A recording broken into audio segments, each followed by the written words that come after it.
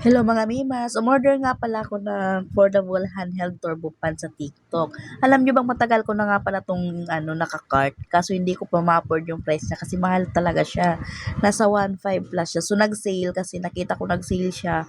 Kaya nakuha ko siya ng 679, then free shipping na rin pala siya. Bali, ang kinuha ko nga palang kulay yung violet. Ayan.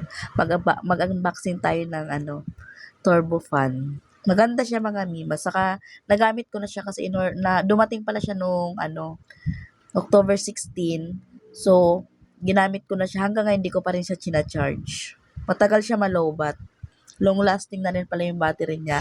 Naka 8,000 Then yung adjust ng hangin niya nasa 200, umaabot ng 200. Then yung charger niya type C. Free na rin yung charger niya. Ayan. Tinry ko na nga pala siya mga memas. Ayan, bali, ayun yung power. Then, ito pala yung iikutin mo lang siya para ma-adjust kung ilan gusto mong lakas ng hangin. Ayan. Ganda.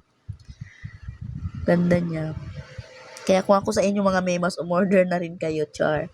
Di, maganda talaga siya mga memas, matagal siya malobat. Kasi sa akin naman, sa mga gamit kasi, ang gusto ko talaga sa mga gamit, yung matagal malobat. Ayan. Tapos pwede nyo pala siyang itupi, katulad niyan, kung gusto nyong kung wala kayong patungan, pwedeng ganyan, tupi mo, mabilis lang siya, yan. Ganda niya, oh. Ganda. Then, ninanap ko nga pala dyan yung lace, kasi di ko makita nung una, nasa ilalim pala nakalagay yung lace. May pre-lace na siya, then, ayan, kulay violet din yung lace niya, then yung charger niya is type C.